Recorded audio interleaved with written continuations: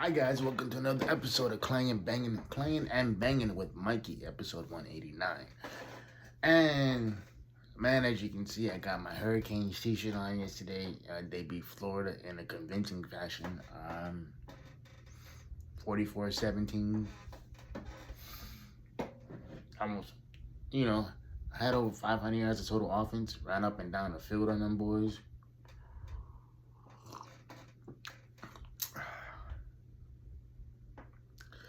Yeah, man. Yeah.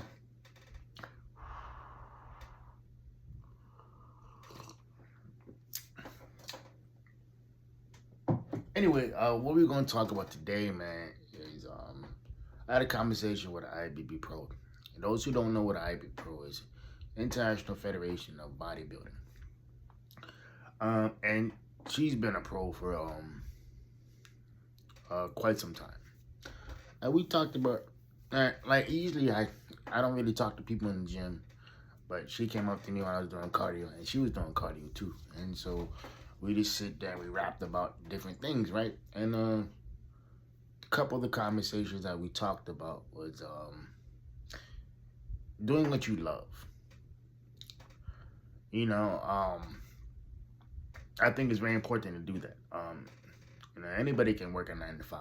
Anybody can, do whatever to make money. But if you don't love what you're doing, then why are you doing it, right? Doesn't make any sense.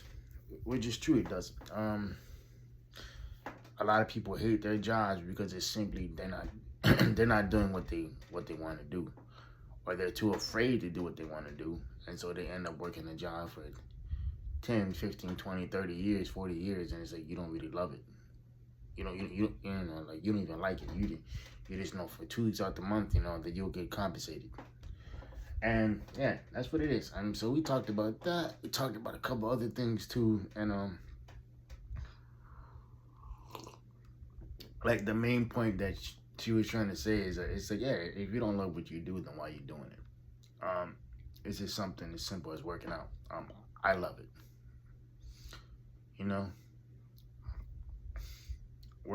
Working out, being a competitive bodybuilder, I love it. Because it gives you structure. It gives you, a routine. It gives you something that you can look forward to, and a whole bunch of other stuff, right? I think, and at the end of the day, that's very important. It's like, and we also talked about a couple things in regarding IBB pros.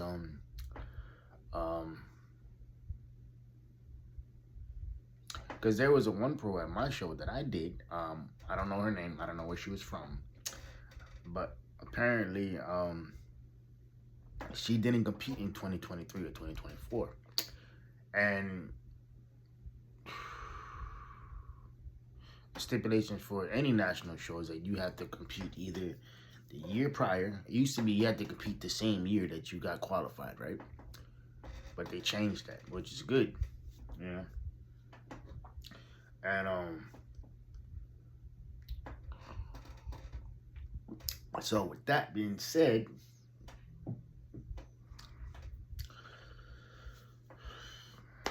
this lady, I think she's a bikini girl. I don't know who she was or whatever, because it's a pretty big show for the most part. Is it, only talked to like a handful of people at my show. Plus, they split up the days, and so that Friday was all the women for all the categories, and that Saturday was all the men, right? So that got done and everything, and come to find out that she, not only did she win the pro card, which is congratulations, you won, but she shouldn't have been on that stage in the first place. Because she didn't compete in 2023 or 2024. She competed in 2022, and the stipulations was for that, or for any, I'm assuming for any national level show, that it's like you have to compete, either the year prior, or you have to compete the same year as the show. So yeah, there's that.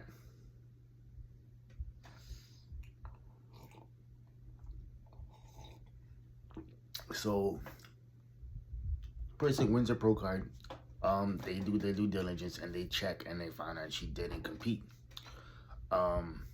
So obviously, what they did, they stripped her of her win. You know, they stripped her of her win because she didn't deserve to be on stage. Because you didn't fit the category. You know, you didn't fulfill the prerequisite to be on that stage. And she was telling me some stuff too and everything like that. You know, the IBB Pro I was talking to, and she's like, yeah, you know, well, it's like. She was talking about politics and everything too. And I was like, yeah. And she's like, well, and honestly, being from Hawaii, everybody wants to say that there's politics. I mean, to a point that there is. But in a bodybuilding show, no. Anybody who's been to a local bodybuilding show know that there's no politics in it. You know, or if there is politics in it, it's very minuscule. Because Hawaii is such a small place, you know. It's a very isolated place. It's a very closed off place. So to say that there's politics and bodybuilding at a local show in Honolulu, Hawaii is kind of asinine to say. At the national level, 100%. Because I've heard stories about guys who should have won their pro card and like come to find out it's because the judges don't know nothing about your coach, so they kind of award you a pro card, even though that physique is the best physique in the fucking lineup. I've seen that happen, where guys get second or third place when they should have got first. And the guy who, quote-unquote, beat them is nowhere near conditioned, nowhere near as hard, nowhere near as dense as they are. The only thing the guy has over the guy that, you know, that they beat is that he was bigger. And I look at it like, how can you award size, but you're not even, the whole point of bodybuilding, competitive bodybuilding, is to judge the whole physique. Yeah, size is important and everything, but so is symmetry, you know. You know, you can't have a 56, you know, with chest and have, you know, 12-inch calves, you know, or you can't have 12-inch calves and have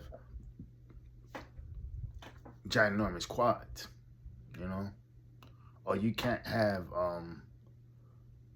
big biceps and small triceps. It just doesn't flow like that.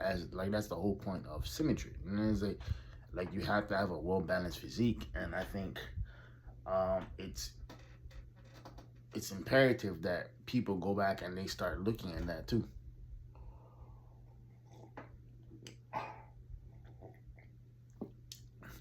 And we also talked about a whole bunch of other stuff too. And I said, you know, and the one thing she mentioned that this person mentioned, she's like, I don't understand how people can call themselves IBB pros and never compete. Because believe it or not, like, there are some guys out there who call themselves IBB pro, IFBB pros, and they've never done a fucking pro show. Never. Like, what? Yeah, like, you've never done a pro show. Never done a pro show. Or they do one fucking pro show and they think they're gonna fucking win it all, and they get fucking handed to. It's like, yeah, what did you expect? You know, the air is different up here. You know, everybody on that stage is the best of the best. You know, not only are you dealing with the pure genetic freaks of the sport, but you're also dealing with guys who love what they do, which brings me back to what I said earlier. You have to love what you do. Competitive bodybuilding is not for everybody. And it's true, because there are some coaches out there who push drugs on their clients, who push these insanely difficult diets on their clients, and it's like, bro, why are you doing that? You know, like, there was a couple girls who ended up in a hospital and who ended up dying simply because, you know, their coach was pushing drugs, and he was pushing, like, you know, 900 calories and, you know, a day or some shit like that, right? And it's just not worth it. It's not worth it, you know? Yeah, you have to suffer to a point. Yeah, you have to starve yourself to a point, you know. But none of that shit should be forced upon you. Yeah, when I say starve is because your metabolism is going through the roof and you're eating everything that you have in your meal plan for that day and there's nothing you can do about it because your body just burning through everything. That's different. You know, that's that's when you have that's that's when you have done everything right that you're supposed to do, right? And so with that being said, man, it's like it's imperative to realize that yeah, competitive bodybuilding is great. It's fun, you know, but it's also detrimental to your health because not only the protocol but the diets and that, you know, the stress you put yourself through is just not worth it, right? And you have to come to terms with the reality of the situation. Um, just because you want to be, you know, seeking, you know, external validation and win first or place high in your category is like you have to realize that in order to do that, you have to put the work in. In order to do that, you have to be able to accept constructive criticism, and that's another thing that we're talking about too. Is like a lot of people don't want to be told what they're bad at. A lot of people don't want to be told what they have to work on. Then there's guys like me, you know, who I said like I said after my show, I had judges and coaches come up to me after the show and the day after, you know. And before they could even give me the critique, I was like, yeah, I know what I have to work on. My posing and my conditioning wasn't up to par. Because that's what it was, you know. I don't know what happened that, you know, that week or what. Because I basically did everything that everything that I normally do, you know, to get ready for a show, and my body wasn't responding. And it's like, okay. And maybe it was me being around some of the best, you know, genetically gifted people in the world, you know, at the at the amateur level, and maybe that scared me, you know, possibly, I don't know, you know, but I do know that okay, like the package that I brought, it looks great for the gym, it looks great for the beach. You can tell I work out, you can tell I diet to a point, right? But on a national stage, nah, partner, that wasn't it. And you know that wasn't it. And I think that's extremely important to realize that. And you also have to realize too, is like, and we talked about a whole different other things too. It's like, yo, it's like I got my family, I got my girlfriend, I got everything going for me. And it's like, you know, and am I chasing something that is attainable? But at what cost? You know, there are guys who get their pro cards in their late 30s and 40s. It's like, bro, it's like, and you expect to go up against guys who are 20 years younger than you, 10 years younger than you, and you expect to have, you know, to do damage in the sport? Like, no, it's not gonna happen. Like, you will have to push so much drugs, eat so much fucking food, just to get in the same playing field as them. And sometimes, man, it's just not worth it. You know, you have to be realistic with yourself, and you have to understand that, like, okay, because I can't remember the guy's name, but I talked about him last week. He did the same show I did, right? USA's, and he dropped his calories from, because he did a video, he did an interview with Greg Doucette, and he was telling Greg Doucette, he's like, yeah, I dropped my calories from 2,800 to 1,800 for the last month of the show. Anybody who's done that drastic big of a drop knows how difficult that is. And he took fifth in his category, right? And he was like, yeah, he's like, I did all this shit and I wasn't even close to, you know, the top of my class. And when he said, you know what, and he's like, you know what, I did all this and I'm just not good enough, you know, or, you know, and at the national level, it's like, if you're barely coming by and be, you know, and be getting that pro card, then you know, okay, it's like you got to ask yourself, okay, like, am I gonna make any real money at this sport? And to be honest with you, unless you're a top pro like Phil Heath, Jay Cutler, Chris Bumstead, um, who else? Kai Green. You know, I could rattle off a whole bunch of names. The chances of you making some real money in this sport not gonna happen. You know, Dexter Jackson for us, you know, for a fact, and it's not gonna happen simply because you just don't have the genetic tools in your toolbox to hang with these big boys. And it's true. And it's like, call me a hater, call me whatever you want to call me, but at the end of the day, that's what it is, man. It's like, you don't sit there and think, oh, just because I'm a pro, I'm gonna win every fucking show.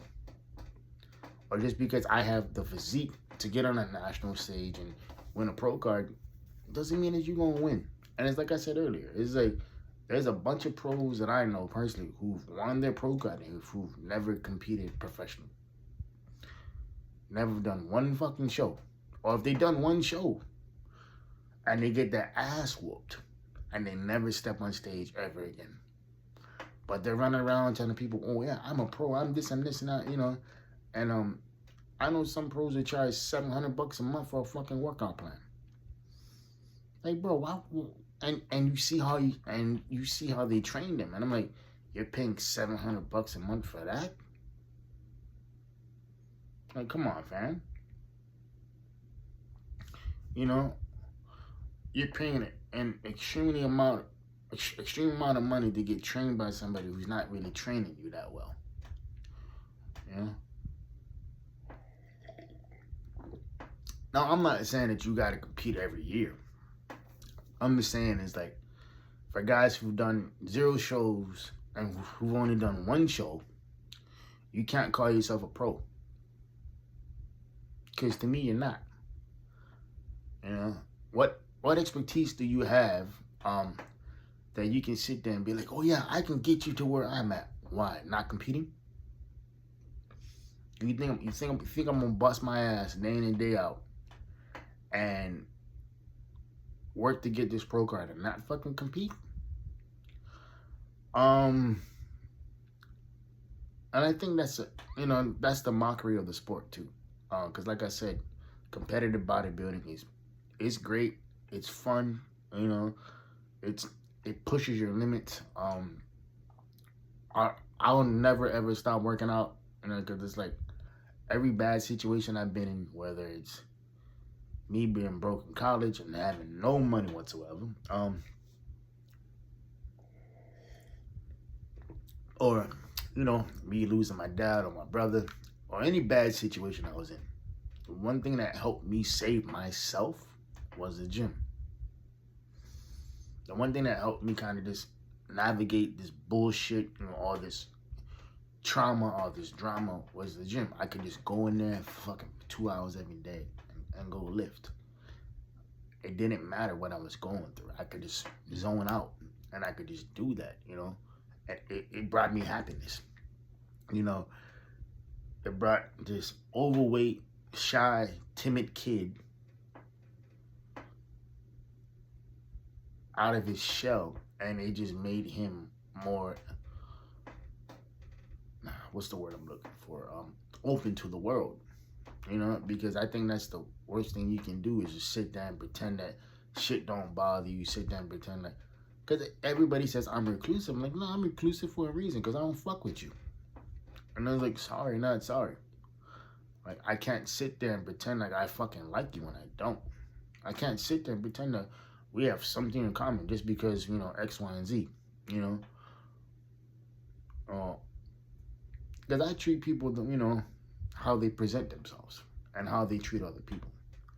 I just look at things like, okay, you know, whatever, you know. And I can be cordial with people, be friendly with them, but it's like, it's because I'm friendly with you doesn't mean that we're cool.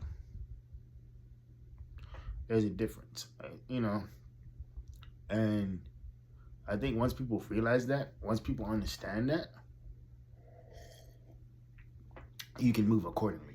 And that's what it is, man. It's like, and I think that's important. I think that's, you know, understanding to have boundaries for yourself, understanding to be realistic with yourself about your goals.